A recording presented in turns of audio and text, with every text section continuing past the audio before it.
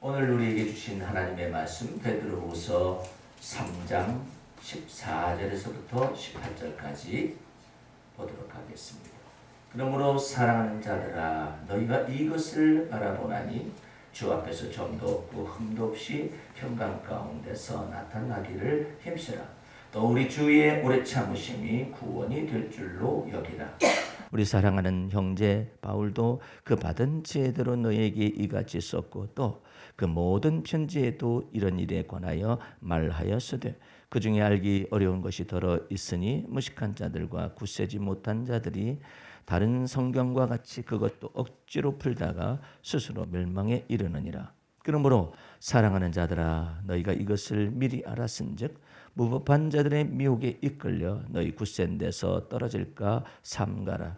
오직 우리 주 곧 구주 예수 그리스도의 은혜와 저를 아는 지식에서 자라가라. 영광이 이제와 영원한 날까지 저에게 있을지어다. 아멘. 할렐루야. 오늘 말씀의 제목은 베드로후서 3장 14절에서부터 18절에 이르기까지 주의 지식에서 자라가라. 주를 아는 지식에서 자라가라는 말씀의 제목을 가지고 베드로후서 강의의 마지막 시간 28번째 시간을 통해서 하나님의 은혜를 나누도록 하겠습니다. 베드로는 참 베드로후서 강해를 전후서까지 전체를 매듭을 짓는 과정 속에서 참 베드로는 참 많이 변했습니다. 14절 처음에 보아도 그러므로 사랑하는 자들아, 이 14절에서부터 18절에 이르기까지 사랑하는 자들아, 이 말을 거의 3번에 걸쳐서 사용을 하고 있습니다. 14절에서 사랑하는 자들아 너희가 이것을 바라보나니 이렇게 말을 하고 있는가 하면은 그 중대한 그 언어를 사도 바울이라는 한 사람에게 또 할애를 합니다. 우리의 사랑하는 형제 바울도 그 받은 대로 지혜대로 너희에게 같이 썼고 그러더니 17절 말씀에 그러므로 사랑하는 자들아 너희가 이것을 미리 알았은즉 하면서 이와 같은 내용을 쓰고 있습니다. 사도 베드로는 시몬 베드로라고 읽었잖아요. 베드로는 정말로 예수 그리스도에게 직접 제자 훈련을 받은 사람으로서 제자 훈련, 주의 제자 훈련의 진수, 그리고 또한 우리의 갈 길 어떻게 예수 믿어서 구원 얻고 난 다음에 우리의 갈 길 다 가도록 예수가 어떻게 우리의 생애 속에서 인도함이 되어줄 수가 있는가, 그런 내용들을 보여줄 수가 있죠. 베드로는 자기 마음속에서 주님께서 자기 속에서 임재하시되 너 날 따라오너라, 그 나를 따라오너라는 그 말 속에 얼마나 많은 그 언어가 내포가 되어 있는지를 베드로는 그때 당시에 잘 몰라요. 나를 따라오너라. 그러면 따라가기만 하면 되는 건가? 그렇게 생각하는데 그 따라오너라는 그 말 속에 얼마나 사연이 이 베드로 전후서에 이르기까지 담겨져 있는가를 예수님은 멀리 보고 팔로우 미, 너 날 따라오너라. 내가 너를 사람을 낚는 어부가 되어지게 만들어 주겠다. 멀리까지 인생의 시몬 베드로의 인생의 처음부터 마지막까지 멀리 보고 말씀을 하니 처음과 끝까지 다 보시고 말씀하세요. 그런 사람이 예수님을 만나서 나는 죄인이로소이다 나를 떠나시옵소서라고 말한 것 속에서 예수님 앞에 내가 의인을 부르러 온 것도 아니고 죄인을 불러 회개시키러 왔노라 이처럼 말씀하시잖아요. 그 속에서 베드로의 놀라운 구원이 나타나고 난 다음에 본격적으로 이제 그리스도께서 베드로를 간섭하셔가지고 어디 이르기까지 했느냐, 사랑하는 자들아라는 말이 나올 때까지. 제가 주를 위하여 감옥에도 가고 목숨을 버리겠나이다. 이렇게까지 말해서 자기 자신의 애정을 신뢰를 해서 다른 모든 제자들은 다 주를 버린다 할지라도 저는 주님을 버리지 아니할 것입니다. 이것이 전부 다 베드로의 심정이었었는데 그 심정까지 그 속에 들어있는 바 인간의 본성 속에 기질 속에 들어있는 바 이 죄악 성향은 베드로의 결심과 베드로의 각오와 베드로의 결의에 찬 주님에 대한 맹서, 이 모든 것까지 다 엎어버릴 수 있을 만한 충분한 괴력이, 파워가, 죄의 파워, 죄의 그 파괴적인 그 능력이 그 속에 있음을 베드로가 모르는 거죠. 그러나 한 가지 기중한 것은 여러분들 이것을 아셔야 해요. 그러면 그 참 다윗도 내가 죄악 중에 출생하였으며 모친 죄 중에서 나를 잉태하였나이다. 그거까지 볼 수 있었어요. 자기 죄악 가운데서 들여다보니까 그래. 근데 이 모든 것은 어떻게 합니까? 그게 아니라 예수 그리스도의 피권세와 예수 그리스도를 여러분의 마음속에 핏뿌림의 권세와 능력은 그것까지 전체를 다 포함해서 죄 없이 함을 주셨으며 죄 사함을 얻게 하셨으며 하나님이 의롭다 칭하신 것 속에 다 들어있는 거예요. 그렇게 여러분들 속에서 예수의 놀라운 구원을 주시고 죄 사함의 놀라운 은혜와 의롭다 칭하심의 놀라운 은총을 주시고 난 다음에 그 다음부터 이제는 그리스도께서 베드로 속에 아니면 그리스도께서 우리 안에 들어오셔서 본격적으로 무엇을 하느냐면 이전 것은 지나가게 하고 보라 새 것 만드는 작업이 이제 우리의 갈 길 다 가도록 있게 되는 거죠. 그러니까 나는 죄사함을 받은 사람인데 왜 나는 하나님 앞에 의롭다 칭함을 받아서 구원함을 받은 사람인데 왜 내 속에 죄가 있느냐 이렇게 말하면 안 돼요. 내 속에 죄가 있느냐 그것까지 다 포함했어요. 여러분을 핏값을 주고 전체를 사신 것 가운데서 그리스도 예수 안에서 여러분을 다루실 분이에요. 그러니까 감사한 것이죠. 핏값을 가지고 전체를 사시고 난 다음에 그 다음에 내가 그리스도 안에서 이 새로운 피조물이 됐잖아요. 그 말의 의미가 뭐냐면 핏값을 주고 전체 나를 사셨어요. 내 속에 있는 죄악 성향이나 내 속에 있는 파괴적인 근성이라든지 본성이라든지 타락한 기질 이 모든 걸 전체를 다 포함해서 핏값을 지불해서 샀어요. 그래 하나님의 소유로 하나님의 자녀가 되는 권세로서 주시고 난 다음에 드디어 그리스도가 이제 핏값을 주고 사신 그리스도가 우리를 그분의 그 이름을 만유의 만왕의 왕이시오 만주의 주가 되신 그 그리스도가 이제는 샀으니까 들어오시겠다 이거예요. 들어오셔가지고 뭐 괴롭게 해드리는 것이 아니라 이전 것을 다 지나가게 하고 보라 새 것 만드는 작업을 만들어 주기 위해서 이제 그리스도가 영광스럽게 우리 안으로 들어오시는 것입니다. 그러면 십자가 우편 강도는 그때 낙원에 있으리라 오늘 내가 나와도 보라 낙원에 있으리라 주의 나라가 임하실 때 저를 기억하옵소서 고백했었더니 네가 오늘 나와도 보라 낙원에 있을 것이다 말씀해서 구원받고 난 다음에 사형당했어요. 그러면 핏값을 주고 사시긴 사셨는데 그리스도가 그가 살아있을 동안에 그 안에 들어오셔서 이전 것을 다 지나가게 하고 보라 새 것 만드는 작업들이 되어지지 않은 거예요. 그런 사람은 어떻게 될까요? 궁금하죠? 그것은 주님께 맡겨야 해요. 안다 할지라도 말을 할 수는 없어요. 이 설교상에서는. 그런데 한 가지 분명한 것은 가서 무엇인가 우리가 이 땅에서 주와 더불어서 주님이 내 안에 들어오셔서 나를 주의 제자 삼으시고 그리스도의 마음을 본받게 하시면서 이와 같은 과정 속에서 내 성품과 기질과 유전적인 기질까지도 전체가 변화를 받는 이런 과정 중에 그리스도의 제자 훈련 안에 있다면 그도 무엇인가 주님 나라에 가서 계산할 거 계산하시겠죠. 그것을 보고 성경 속에서는 뭐라고 하냐면 누구든지 그리스도의 심판대 앞에 서리라 그래요. 무슨 심판대요? 하나님의 백보자 심판대 앞에서 우리는 서는 게 아니에요. 영생이냐 영벌이냐 지옥이냐 그 다음에 천국 이런 하나님의 백보자 앞에 심판대에 서는 것이 아니라 우리는 심판을 면했어요. 예수 그리스도의 말씀과 예수 그리스도를 믿음으로 말미암아서 사망에서 생명으로 옮겼어요. 그렇기 때문에 우리는 백보자 하나님 앞에서 너 영벌이냐 너는 지옥이냐 너는 천국이냐 이것이 아니라 이미 우리는 그리스도가 내 마음에 들어오셨으므로 말미암아 하나님 나라가 여러분과 내 마음속에 임하셨고 의와 구원과 영생을 이미 받았어요. 그렇기 때문에 우리는 이제 그리스도의 심판대 앞에 서게 됩니다. 그 그리스도의 심판대 앞에 서서 뭐 하겠어요? 계산할 거 다 계산하겠죠. 근데 이 땅에서 다 계산을 한다고 해보세요. 그냥 죽어가지고 그리스도의 심판대 앞에서만 계산하는 것이 무슨 내용이 이런 게 다 모르지만 그때 계산해봤자 소용이 없어요. 그러나 이 땅에서 내 안에서 계산이 되잖아요. 그리스도가 오셔가지고 나를 다루시고 섬세하게 다루셔가지고 이전 걸 다 지나가고 보나 새 것 만드는 작업들을 해서 베드로처럼 이처럼 놀랍도록 변화를 주시잖아요. 주님께서 상급과 멸류관으로 그리스도의 장성한 분량이 이르기까지 자라간 것으로 여러분에게 상급을 주실 거 아니겠느냐 이 말이죠. 그러니까 이거 잘 알아야 해요. 몇 차례 말씀을 드렸습니다만은 베드로처럼 한경영 목사님이라는 분도 젊은 시절부터 어린 시절부터 주님을 믿었기 때문에 자기 마음속에서 주님을 사랑하는 마음 변함이 없을 거라고 생각했었을 거 아니에요.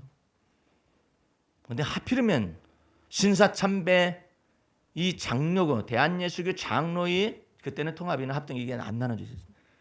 신사참배를 결의할 때 그 교회에서 결의를 했어요. 한경기 목사님이 심우하는 교회에서 신사참배를 결의를 했어요. 대한예수교 장로의 총회가. 그런 거 하면은 반면에 주기철 목사님 같은 사람은 죽으면 죽으리라 하면서 순교자의 그 길을 걸어갔잖아요. 그런 것에 비해서 수많은 목사들이 합해서 대한예수교 장로의 총회에서 그것도 한경림 목사님이 심우하는 그 교회에서 신사참배가 결의가 되었습니다. 그 이후에 해방되고 난 다음에 얼마나 많은 괴로움이 한경림 목사님의 마음속에 있었겠어요. 다른 많은 사람들이 순교자의 반열 속에서 죽지 못해 살아있는 것이 죄인 것 같이 느껴지고 목사로서의 부끄러움과 평신도들도 그냥 신사참배를 거부하면서 일본의 태양신을 거부하고 오직 주 예수 그리스도의 발자취를 따라서 갔었던 그 사람들의 길에 비하면 얼마나 부끄러운 삶을 살고 또한 얼마나 몸부림치며 회개했겠어요. 그가 주 앞에서 마음 중심 속에 베드로처럼 돌이켜서 열정을 가지고 목회를 하고 영락교회라는 이와 같은 놀라운 목회자 사역 속에서 하나님께 영광을 드리고 겸손하게 성도들을 교회를 섬겼었던 이와 같은 것들은 우리가 역사 속에서 알 수가 있잖아요. 그런데 한경희 목사님이 은퇴하고 난 다음에 얼마 안 있어서 템플턴상이라는 미국에서 소위 말해서 노벨 평화상과 같은 그런 권위 있는 상을 한경희 목사님에게 이제 수여하기로 결정을 했습니다. 받아가지고 왔었을 때 그래도 한 10억 가까이 거의 되는 그런 돈이니까 작은 돈은 아니잖아요. 그 모든 걸 다 헌신을 하고자 결심하고 다 했죠. 그래서 어쨌든 템플턴상 수상한 것을 놓고 이제 기념 예배를 드리는 거죠. 많은 사람들이 축사를 합니다. 대한민국이 이처럼 한경희 목사님과 같은 목회자가 있다는 것은 세계 교회사 속에 대한민국 교회사 속의 보배입니다. 그냥 한경희 목사님을 막 그냥 축사를 하면서 그냥 지켜 세우고 올리고 이제 마지막으로 템플턴상을 수상하신 한경희 목사님 나오셔서 말씀이 있겠습니다. 그랬을 때 그가 공식적으로 나이가 많이 드셨죠? 말을 합니다. 저는 한국교회의 죄인입니다. 저는 신사참배한 죄인입니다. 영광스러운 자리 아니에요? 근데 왜 그런 얘기를 하느냐 말이에요. 그 한 가지가 뭐냐? 베드로와 같은 배신, 베드로와 예수님 부인하고 그다음에 또 저주하고 맹세했었던 그 모든 사건들과 같은 그런 것들이 자기 속에서 상황적으로 됐든 뭐가 됐든 간에 그럴 수가 없었던 자기 자신이 너무나도 그냥 고통 속에서 그가 얼마나 목회를 하면서도 자기 자신의 겸손의 지표라는 것은 마음속으로 그랬을까요? 나는 그랬었던 사람입니다. 못하기 위해서 그럴까요? 오늘 말씀에 14절 말씀을 보시기 바랍니다. 그러므로 사랑하는 자들아 너희가 이것을 바라보나니 주 앞에서 점도 없고 흠도 없이 평강 가운데서 나타나기를 힘쓰라. 이걸 사도 베드로는요 좀 언어가 짧아요. 좀 내가 가만히 서신을 보면은 사도 베드로는 좀 불황무식한 그런 것이 있어서 그런지 몰라도 좀 언어가 좀 짧아. 근데 이것에 대한 완벽한 언어의 세계로 들어가려면 사도 바울의 언어를 보면 돼요. 사도 바울은 아주 논리적이고 합리적이고 아주 굉장히 박식한 사람이기 때문에 그 언어가 무슨 탁탁탁탁 들어맞아 가지고 이 사람은 굉장히 놀라운 언어를 가지고 이렇게 말한다 이렇게. 사도 바울은 이와 같은 것을 내용을 뭐라고 표현하느냐면 골로새서에 이처럼 표현하고 있습니다. 그리스도의 평강이 너희 마음을 주장하게 하라. 여기는 평강 가운데 나타나기를 힘쓰라 그랬는데 무슨 평강인지는 안 나와 있잖아요. 근데 이것을 내포한 말이죠. 근데 사도 바울의 골로새서 3장 15절에 있는 말씀으로 가면 그리스도의 평강이 정확하잖아요. 어떤 평강? 그리스도의 평강이 너희 마음을 주장하게 하라. 평강을 위하여 너희가 한 몸으로 부르심을 받았나니 또한 너희는 감사하는 자가 되어라. 이렇게. 그러면서도 사도 베드로하고 시몬 베드로하고 바울은 통하는 바가 있어요. 은혜와 진리 안에서 통해요. 그러나 엄밀히 말해서 바울하고 이 베드로는 어울려질 수 있는 부류가 아니에요. 계층이 아니에요. 계층 자체가 달라요. 어쨌든 그것은 다음번에 여기 조금 이따가 말씀을 드리기로 하고 이처럼 놀랍게도 그리스도의 평강이 너희 마음을 주장하게 하라. 살아있을 때 다 푸는 게 좋습니다. 살아있을 때 다 푸는 게 좋아요. 한경림 목사님도 그래서 그리스도의 평강이 우리 마음을 주장하게 하라. 참 내 걱정하는 것보다 내 염려하는 것보다 내가 불안해하는 것보다 그리스도의 평강은 우리 안에서 더 크다라는 사실을 이처럼 언어를 표현을 해요. 그리스도의 평강이 너희 마음을 주장하게 하는 걸 연습을 해야 돼요. 하나님의 은혜는 여러분의 걱정보다 더 크십니다. 하나님의 은혜는 여러분의 불완전한 것보다 더 완전하십니다. 그 하나님의 은혜 속에 붙어 있어야 해요. 그걸 얘기하고자 원하는 거예요. 그러니까 하나님의 은혜가 사도들이 처음에는요 그 갈릴리 어부들 출신이잖아요. 이 사도 바울이 나타나기 전까지는 아주 단순한 내용을 전했어요. 예수는 그리스도다 이렇게. 우리는 다 알죠. 예수 그리스도 해서 알잖아요. 그러나 그때 예수는 그리스도라고 전파를 했어요. 그러면 성령께서 권능으로 막 역사를 했어요. 왜? 십자가에 달리신 예수가 뭐 그리스도? 이해가 안 되니까. 그러나 거꾸로 예수는 그리스도라고 전파하면 그 가운데서 믿는 자들은 구원함을 얻고 의롭다 칭함을 받아 하나님의 자녀가 되는 권세를 받았으며 영생에 들어가기에 합당한 자로 여김을 받아서 하나님이 건져내셨단 말이에요. 그러니까 이 모든 것 속에서 예수는 그리스도다. 그러면서 또 한 가지 말들이 있어요. 그리스도의 은혜에 붙어 있어라. 사도 바울이 오면은요 복잡다단해요. 막 언어가 굉장히 막 다양해요. 근데 이때는 그냥 간단해. 주의 은혜에 붙어 있어라. 믿음에 붙어 있어라. 그리스도를 믿는 믿음 안에 거하라. 이런 말들이 이제 그런데 그것만 가지고도 하나님의 성령께서 막 권능 있게 역사하셔 가지고 구원하는 능력을 나타내시고 그랬었죠. 근데 어쨌든 주 앞에서 점도 없고 흠도 없이 평강 가운데서 나타나기를 힘쓰라. 이것을 힘쓰라고 써 있잖아요. 힘쓰라고 하잖아요.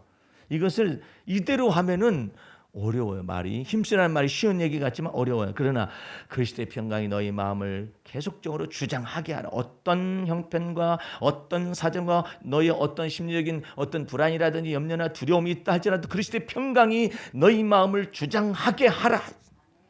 그걸 자꾸 이게 연습하라는 거잖아요. 그걸 보고 힘쓰라 이렇게 말하는 거예요. 그러니까 사도 바울의 언어는 굉장히 단수가 높습니다.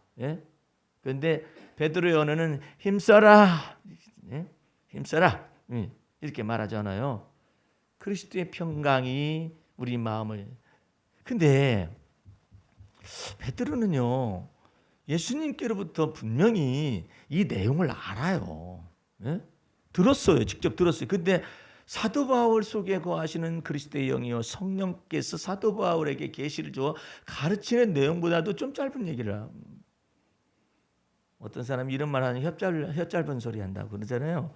근데 진짜 혀가 짧아서 그런 것보다는 언어가 좀 짧잖아요. 그러나 이 모든 것들을 다 베드로는 사도 바울에게 다 맡기고 있어요.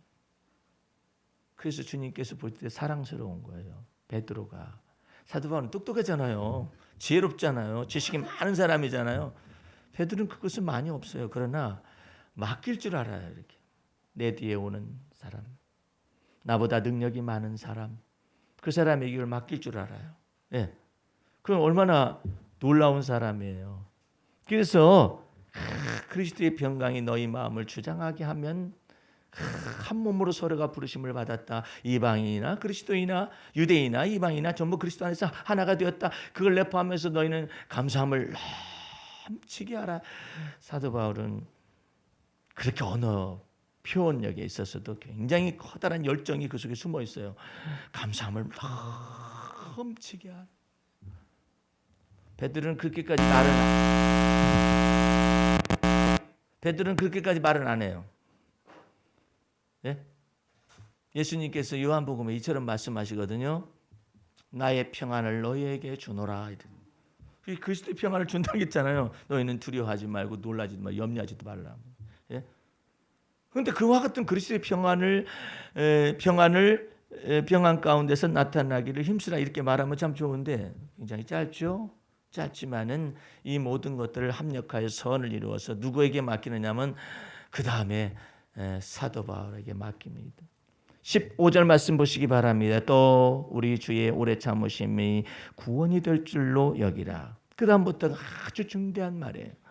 우리 사랑하는 형제 바울도 언제 사랑했다라고 말하는지 모를 정도. 우리 사랑하는 형제 바울도 여기에서 사도 바울의 사도권에 대한 부정이라든지 사도 바울이 사도가 기냐 아니냐, 사도 바울은 부활하신 예수님만 만났을 뿐이지 역사적 예수님을 이 땅에서 보지도 못한 사람이기 때문에 사도가 기다 아니다 막 이런 내용을 완전히 잠재워버립니다. 우리의 사랑하는 형제 바울도 그게 한 몸으로 부르심 받은 그리스도의 평강의 의미예요. 만날 수가 없는 사람이 이 사람들은요. 계층이 달라요. 바리새인 출신이에요. 시몬 베드로는 갈릴리 어부 출신이에요.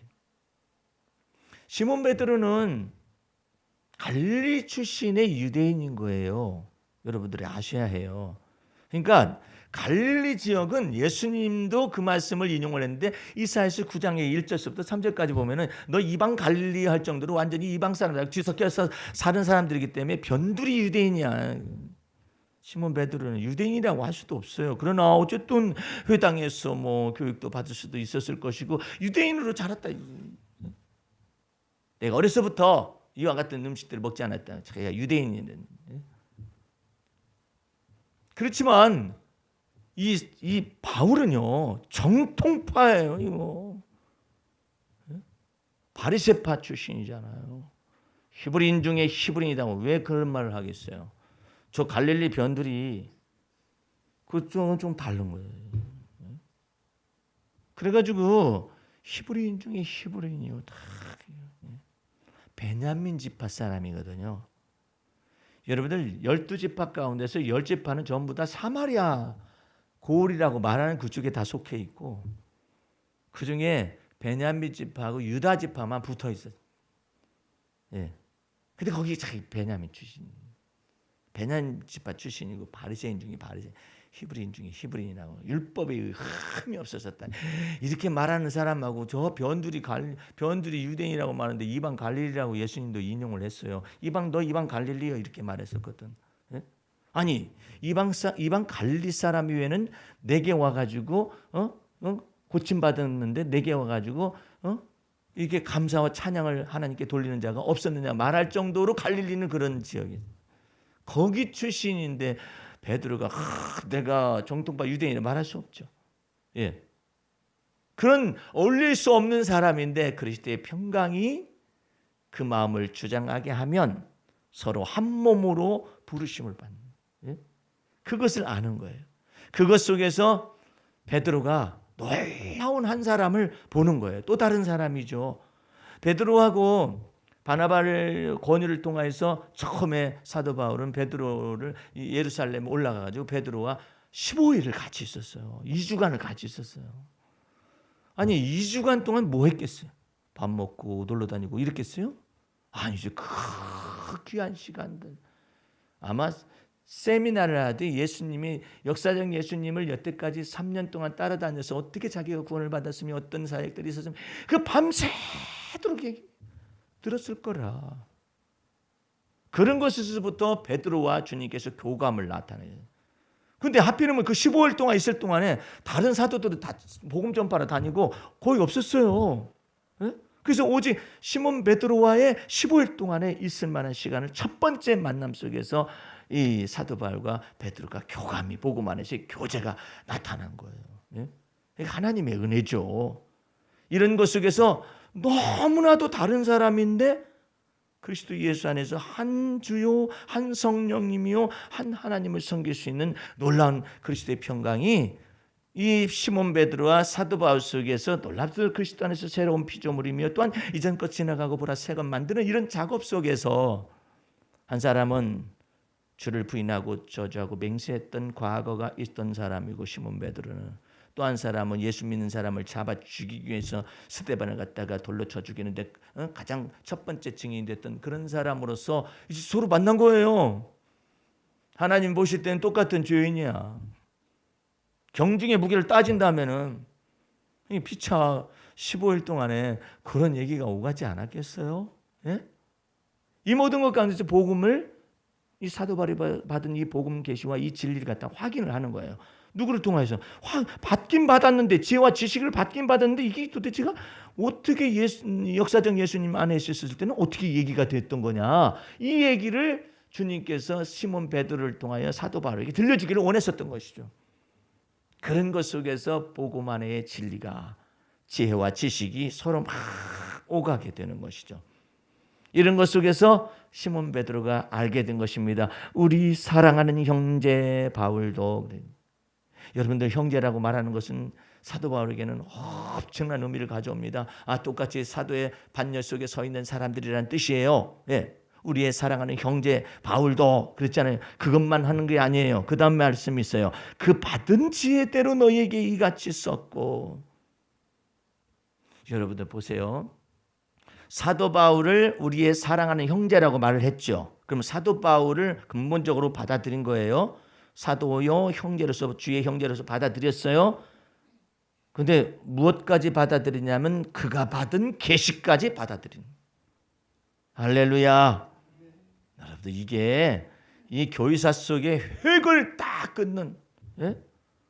주님이 정말 시몬 베드로가 장성하고 자라나가지고 정말 이처럼 주의 은혜와 지식에서 주를 아는 지식에 자라났기 때문에 가능했었던 그 근본적인 내용이 여기에 딱 담겨져 있어요. 16절 말씀 보시겠습니다. 또 그 모든 편지에도 이런 일에 관하여 말하시되 그 중에 알기 어려운 것이 더러 있으니 무법한 자들과 굳세지 못한 자들이 다른 성경과 같이 그것도 억지로 풀다가 스스로 멸망에 이르느니라. 그러므로 사랑하는 자들아 너희가 이것을 미리 알았은즉 무법한 자들의 미혹에 이끌려 너희 굳센 데서 떨어질까 삼가라. 이게 지금 어디까지 맞아 돌아가는 거냐면요. 사도 바울이 우리의 사랑하는 형제요. 그가 받은 계시가 이와 같이 있었으며 그가 받은 계시 가운데 이렇게 풀기 어려운 것이 있었다라는 것 전체를 지금 사도 베드로가 사도 바울이 받은 모든 서신과 주의 계시를 전체를 어려운 것이 있는 것까지 다 인정하고 있는 거예요. 얼마나 놀라운 은혜예요. 네? 맨 마지막으로 우리가 살펴볼 수 있는 말씀은 18절 말씀입니다. 오직 우리 주 곧 구주 예수 그리스도의 은혜와 저를 아는 지식에서 자라가라. 이 얼마나 놀라운 이런 언어가 어떻게 해서 불황무식에 썼던 어부 출신의 베드로 입에서 나올 수가 있을까? 나는 오늘 이건 추석 명절 다가왔는데 메시지를 뭘 전해야 할까? 그래서 이걸 전해할까 저걸 전해할까 아니다. 매듭을 지어야겠다 그랬는데 추석은 다 됐는데 뭘 전할 것이 있어야지 뭐라고 한대. 새벽에 주님께서 내 두뇌를 열으셨어요. 요거 얘기해 주라고. 우리 알기도 한 내용이긴 내용이에요. 근데 좀 같이 나눠보라는 것이죠. 제가 우리 주 곧 구주 예수 그리스도의 은혜와 저를 아는 지식, 그리스도를 아는 지식에서 자라가야 할 필요성이 있는 것에 관하여서 추석과 연관 있는 사건이 있었어요. 내가 이제 오래됐죠. 아주 오래됐었는데 그때는 이처럼 뭐 주를 아는 지식에서 그렇게 많이 자라거나 그런 시절이 아니었었는데 그때 당시는 제가 어쨌든 예수 믿기 전부터 술을 입에 대질 않았어요. 예. 우리 어머니 아버지가 증인이신데 다들 하늘나라에 계시니까 더 담대하게 말할 수 있어요. 술을 대지 않은, 담배도 피지 않은. 예수 믿기 전에 그랬어요. 나는 그것이 고결한 삶이라고 생각을 했고, 뭐 예수 믿어서 보니까 뭐 술, 담배 하는 것은 뭐 전부 다 뭐 기정사실화된 것이고, 또 대한예수교 장로의 뭐 거기서 자라다 보니까는 뭐 술 입에도 대지 않는 것은 뭐 기본이다 뭐 이런 것으로 되어. 그래서 저를 비롯해서 저희 형님이나 아니면 누님이나 그때 당시에는 저희 어머님은 예수를 믿고 있었고 저희 아버님은 교회도 안 나가시고 예수도 모르시고 모르는 듯 싶으시는데 그런 입장에 있었어요. 그러니까 이제 추석 때 모이고 다 형제가 모이고 그다음에 설날 때 모이고 그런데 추석 때 모였을 때 언제든지 아버님이 이제 추석이 다 모였으니까 기분이 좋으셔가지고 나 이때 술 한잔 할란다 그러시면서 소주를 저 농 그 틈이 있어요. 이 농틈 벽하고 농틈 거기다 숨겨놨던 소주를 딱 꺼내셔가지고 딱 따르셔가지고 이렇게 전부 다 눈동자들이 왜 술을 먹는데? 어? 어머니도 그래. 그렇게 영양가도 없는 술을 뻗어라 먹는다. 뭐라고? 어? 우리 형제들도 아이고 저 술을 끊어야 할 텐데. 이제 이렇게 일반적인 크리스찬의 가정 속에서 이제 이게 안 맞는 거죠. 아버님. 그래가지고 몇 해를 지나온 것이잖아요. 어느 결정적인 날에 내 마음속에 거하시는 성령님이 추석이 되기 바로 전날 내 속에 말씀하셨어요. 추석 때문에는 너희 집안 식구들이 다 모여서 같이 식사를 할 텐데 내가 너가 아버지가 이 벽장하고 그 벽하고 그냥 농 사이에 끼워놓고 소주를 따라가지고 이렇게 혼자서 따라서 드시는데 전라도 말로 하면 싸가지가 없는 가문이라 이거야. 우리 보고 주님께서 자식들이라고 있는 놈의 자식들이 싸가지가 없다라는 거예요. 주님께서 보실 때. 그러니까 주님께서 보실 때 심이 좋지 않다 이거예요. 그래서 아니, 뭐가 좋지 않습니까? 그때 당시만 해도 저도 무슨 얘기냐면 술잔을 만지기만 해도 죄를 부활한 줄. 병만 들어도 그런 줄. 이런 신조를 가지고 있었던 것인데 성령님께서 그 전날 기도하는데 너희 아버지가 무슨 죄가 그렇게 많냐 너희보다. 그래서 너희 아버지가 죄가 많아서 너희 아버지가 소주를 몰래 그 벽과 사이에다가 숨겨놨다가 추석이 날 되면은 식사하기 전에 나 술 한잔 해야겠다 하면서 혼자서 따라가지고 혼자서 이렇게 먹고 마시고 너희들은 전부 다 목사에다가 전부 다 가정이 다 예수 믿는다 해가지고 그걸 쳐다보고 앉아 있고 그게 옳은 것이냐? 한 번도 생각해 본 적이 없었어. 한 번도 생각해 본 적이 없어요. 그것이 주님 보시기에 어떤 것인가 생각해 본 적이 없어요. 왜? 술은 나쁜 건데 뭘 저렇게 술을 저렇게 드시려고. 이제 끊을 때도 됐잖아요. 모두가 다 끊었는데 아버님만 끊으면 되는 거예요. 주님 보실 때 싸가지가 없네요. 그러면서 주님 뭐가 그렇게 저희가 싸가지고 없듯이 그렇습니까? 무엇이 주님 보시기에 그렇게 안 좋으십니까? 그랬더니 구체적으로 얘기하는 거예요. 만약에 너희 아버지가 술을 따라서 혼자 먹었는데 너희가 정죄하고 판단한다면 가나의 혼인잔치에 가서 내가 무리배나에서 포도주 만들었다면 너네들 나를 어떻게 할래? 그건 뭐 무리변화에 포도주 된 거 아닌가요? 그것이나 저것이나 나는 극상품 포도주를 만들었다. 에? 그 잔치집에서 흥겨움이 사라졌잖아. 포도주가 떨어지니까. 아니 근데 뭐 주님 뭐 구태에 뭐 뭐더러 그냥 물을 변화해서 포도주를 만들어서 거기다 계속 대고 계세요. 양접자도 아니신 분이. 에? 사람을 모른다는 거예요. 인간을 모르고 있다는 거예요. 예수님이 사람의 몸을 입으시고 이 땅에 오셨잖아요. 하나님의 아들이 사람의 아들로서 이 땅에 몸을 입고 오셨어요. 몸을 입고 오셔서 하나님이 말씀이 육신이 되어가지고 오셔서 가나의 혼인잔치에 포도주가 떨어져서 극상품 포도주를 만들어서 저들의 마음을 잔치 속에서 기쁘게 하고 가정의 탄생을 기쁘게 여기고 즐겁고 축하하는 이와 같은 것을 만들어내시고 좋아하시고 이것이 하나님의 마음이라는 거예요. 그래서 내가 그래서 다짜고짜 그러면 술을 마시라는 거예요? 안 마시라는 거예요? 그게 바로 이게 율법적인 이 도덕 율법적인 생각을 가득 차가지고 기냐 아니냐, 에? 죄냐 아니냐 이렇게 하고 앉아 있다는 거예요. 그러면 주님 제가 어떻게 하기를 원하십니까? 그랬더니 첫 번째 걸린 것이 뭐냐? 왜 너희 아버지가 혼자 술을 너희들 여태까지 키웠는데 어떻게 너희 아버지가 얼마나 큰 죄인이길래 혼자서 술을 이렇게 따느냐 이거예요. 아니 너희들 가운데서는 자식들이 지금 이렇게 있는데 어느 누구도 아버님이 술을 이렇게 따라서 드실 때 아버님 제가 따라드리겠습니다 이렇게 말할 수 있는 자식이 없냐? 싸가지가 없는 집안이라는. 그것이 어쨌다는 거냐? 할 말이 하나도 없네. 너 전도서 9장 7절을 펴서 읽어봐라.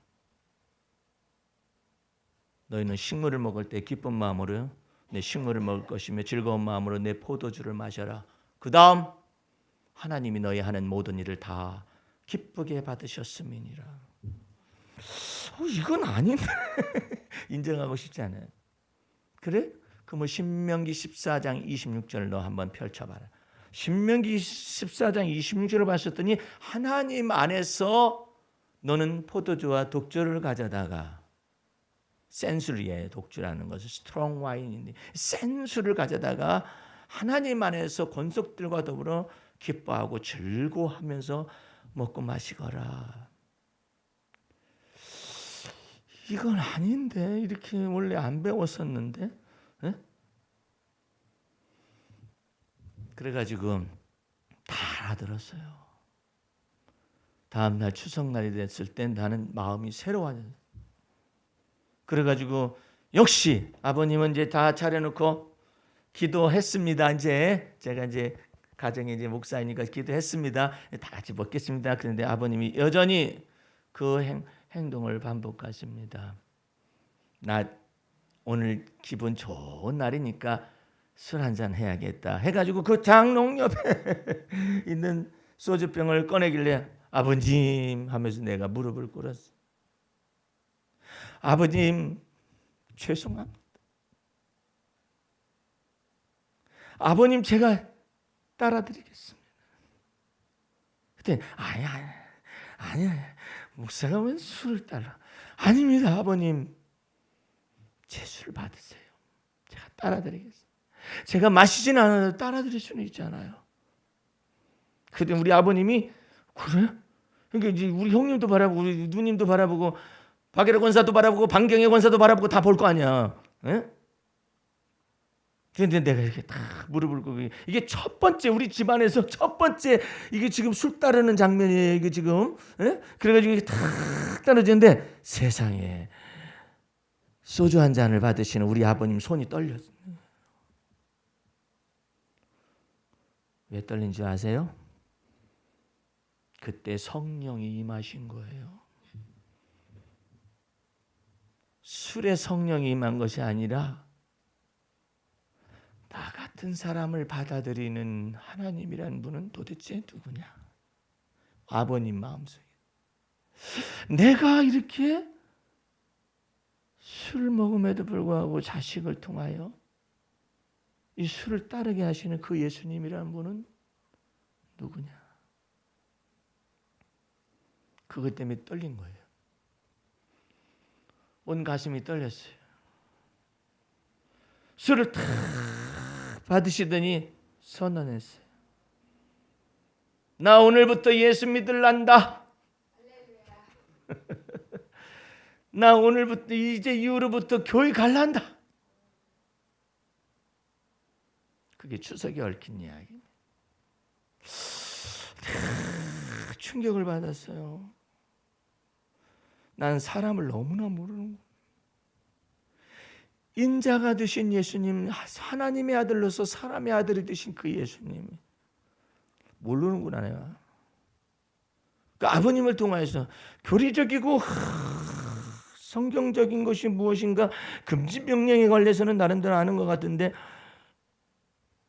그러면 누가 이와 같은 하나님의 아름다움과 인간을 생각하는 하나님의 너그러움과 하나님의 관용과 하나님의 마음을 누가 얽어맸을까? 생각이 미쳤어요.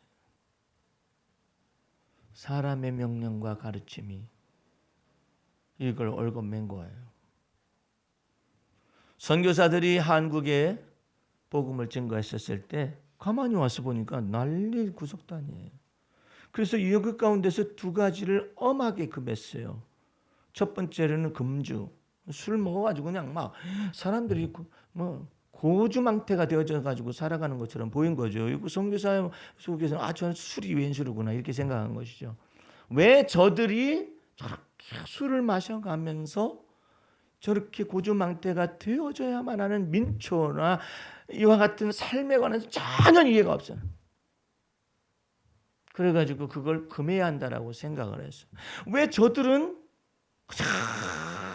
그 일을 하면서도 막걸리를 그냥 마시면서까지 그냥 그 때 앞에서 일하면서도 막걸리를 마셔가면서 저렇게 일을 하고 저렇게 퍼져 자느냐, 뭐 이런 것만 생각하는 거예요.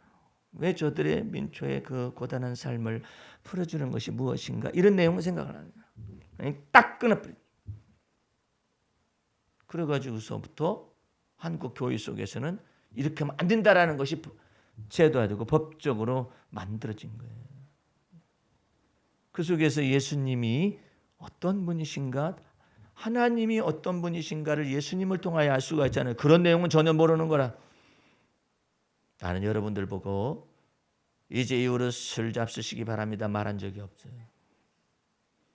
성경 속에 하나님의 마음은 그렇다라는 거예요. 예수님의 마음은 그렇다라는 거예요. 예. 이런 것 속에 어떤 사람은 그래요. 그러면 반드시 마셔야겠군요. 누가 그런 말 한 적도 없어요. 그럼 안 마셔, 저는 안 마실래요. 네 자유다.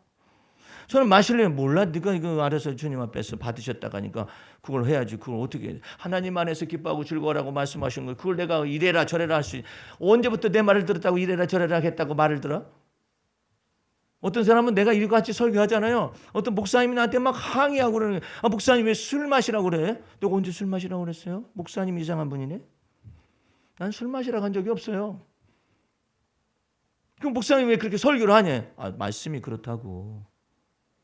그러면 목사님은 너는 기쁨으로 가서 내 식물을 먹고 즐거운 마음으로 내 포도주를 마셨으니 하나님이 이런 것을 다 받으셨다면 목사님 그 말씀 어떻게 해석할래요? 모르겠는데. 모르는 걸 왜 말을 해? 당신이 얼거매지는 말해야 할 게 아니야. 그러니까는 그러면 목사님이 말하고자 원하는 말은 뭐예요?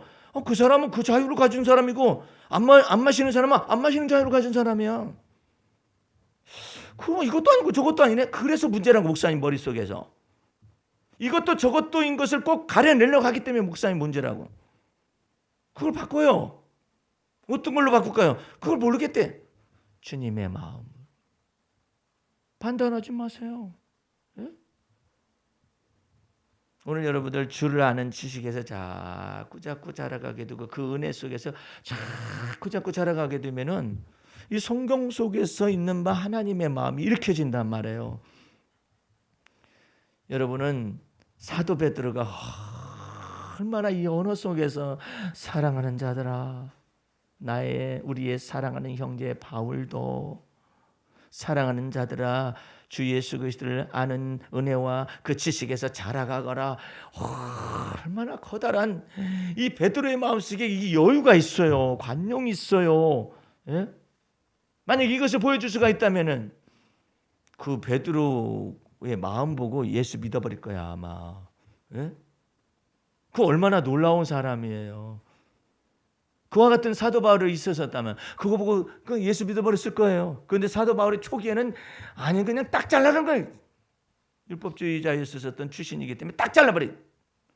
그런데 그런 사람을 깨트려 부시고 또 부시고 깨트려 부셔가지고 고운 가루가 되게 하시니까 원만한 이해의 부요함이 이 사도 바울 속에 다 그리스도 예수의 마음을 쫓아서 만들어지기 시작해요. 주의 관용, 주의 온유, 주의 겸손, 뾰족한 것도 이제 버려보세요. 주님을 믿어 한번 버려보세요. 괜찮아요. 좀 바보스럽다 생각, 뭐 괜찮아요. 예. 바보스럽다 생각하겠다. 나이가 자꾸 이제 목사님들이나 저도 이제 나이가 이제 계속 들어가다 보니까 우리 테니스 치는데 목사님 한 분이 집에를 가는데 아니 열쇠가 없다고 차 열쇠가 없다. 그래가지고 그 테니스 남은 이 목사님 먼저 가려고 차를 시동을 걸었는데 이게 키가 있어야지 스마트 키가 있어야 하는데 없단 말이에요. 걸어보면 어딘가 있을 거라 생각하는데 차 안에도 없고 말이에요. 그래가지고 30분 동안을 우리가 저기 다 뒤졌어. 열쇠 찾으려. 그래서 이 목사님이 그냥 어떻게 했느냐면 우리가 판단하면 목사님 망령 들었나 봐 이럴 수도 있잖아요. 근데 그렇지 않고 그냥 나이 들면 다 그럴 수 있지 해가지고 그냥 이제 63세 되셨는데 그냥 이 차 열쇠를 어디 테니스장에서 잃어버렸으니까 오직이나 눌러 돌아다니 이쪽 라인 저쪽 라인 왔다 갔다 해가지고 쳤을 거 아니야. 어디 가서 그래가지고 의자를 다 드러내가지고 그걸 막 하필이면 또 나이트가 나갔네. 그러니까 깜깜하니까 막 핸드폰을 들고 막 다 찾으러 다니. 이제 가까이서 돈을 넣었더니 나이트가 들어와가지고 했는데 그냥 찾을 수가 없어. 그래가지고 목사님이 어쩔 수 없어. 자기 아들한테 전화해가 아들 저 예비키 좀 가져와. 이래가지고 아들이 막 예비키로 출발. 아버지 가겠습니다. 해가지고 출발해가지고 그렇게 하려고 하는데 목사님이 그러고 뭐예요? 우리 모두가 다 기다리고 있는데 그러더니 왜요? 목사님 왜 그래요? 내가 한 군데를 안 뒤져봤네. 뭐냐? 우리는 바닥을 다 뒤졌는데 목사님이 위에뜨를 입고 왔던 모양이야. 여기다 넣어가지고 걸어놨네. 전부 다 밑바닥만 다 쳐다봤는데 그러니까 장로님 한 분이 저 목사님 한두 번이 아니네. 내 거 지난번에 열쇠 가져갔었잖아요. 다른 분의 열쇠를 자기 주머니에다 넣고 자기 열쇠는 챙겨가지고 막 간 거야.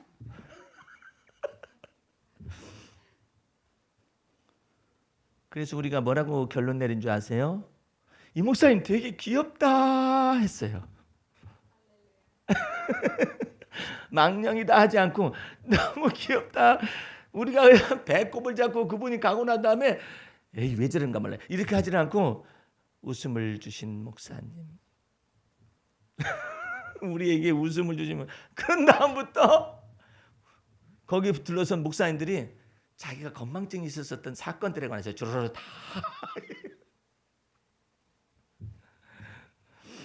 어떤 목사님은 또 운동하다가 주례를 까먹었어. 자기가 주례 어떤 목사님은 그렇고 어떤 목사님은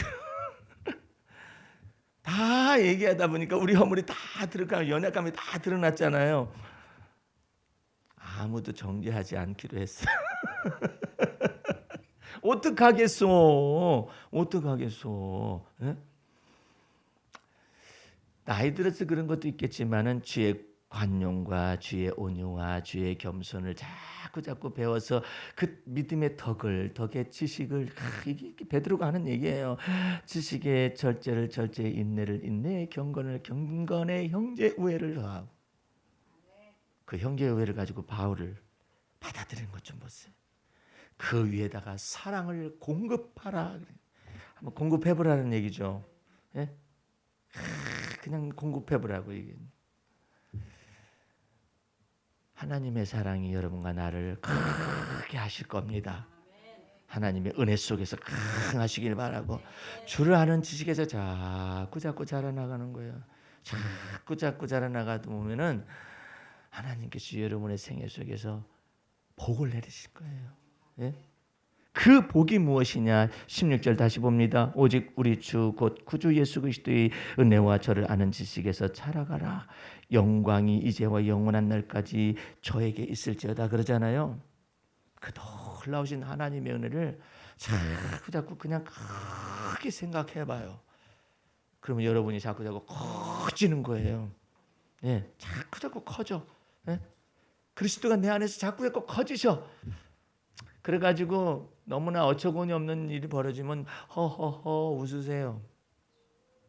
운전하다가 어떤 목사님이 하필이면은 다른 성도님들을 가득 태우고 목사님이 운전했던 모양이야. 그때 얘기가 나오는데. 근데 훅 들어왔어. 그러니까 이단이 뭐라고 욕직을 했던 모양. 혼자 할 때 뭐가 있는지 누가 있는지 모르는데. 그래가지고 사표냈대요. 뭐들을 그렇게 이게 훅 들어오면 사고 나지 않을 일단은 안 났잖아요. 안 났잖아요. 결론적으로 보면은 안 났으니까 아이고야 감사합니다. 그리고 저 인간은 어떻게 내가 마음속에 처리해야 하냐. 나도 그런 적이 있었었다 생각하면 더 좋고. 에휴 오늘도 운전하고 오는데 어떤 사람이 그냥 깜빡이도 않게 확 들어와요. 저 사람은 누굴까? 이 여자분이 아무런 가책도 없어요. 그냥 훅 들어 자기가 들어왔는지 안 들어왔는지를 모르는 거라. 그래 내가 위험해가지고 막 이러고 있는 거라. 이렇게 봤더니 여자분이 내 아내도 운전하는 걸. 다른 사람이 볼 때 얼마나 했을까? 입장 바꿔놓고 생각하면 또 되고. 맨 마지막 키가 있어요. 선악간의 판단 하나님이 하실 걸. 예? 예? 그렇게 여러분의 가슴을 자꾸 넓혀가 보세요. 그러면 훅 들어오던 할렐루야 웃어. 예? 할 말이 없으면 할렐루야 아니면 샬롬 하든지. 예? 그래서 여러분의 마음을 그냥 크게 주 예수 그리스도께서 여러분 안에서 하시니까 그분과 더불어서 크게 하시기 바랍니다. 주님께서 여러분에게 명절날에 성령 충만함을 주실 것입니다. 그 놀라운 은혜가 있기를 주 예수의 이름으로 축원합니다. 하나님 아버지 감사 찬미드립니다. 우리의 삶 속에서 주님이 임재하셨고 하나님의 아들 예수 그리스도께서 우리 속에서 살아계신다는 것이 얼마나 우리 마음속에 피난처가 되고 우리 마음속에 능력이 되고 우리 마음속에 산성이 되어주시고 우리의 반석이 되어주시는지 알 수가 없습니다. 우리 인생 다 가기까지 우리와 더불어 동행하실 주님을 믿고 또한 찬송하며 하나님의 권세와 능력을 좀 참 믿으리오니 주여 축복하여 주시옵소서. 모든 말씀을 예수님의 이름으로 기도하였습니다. 아멘.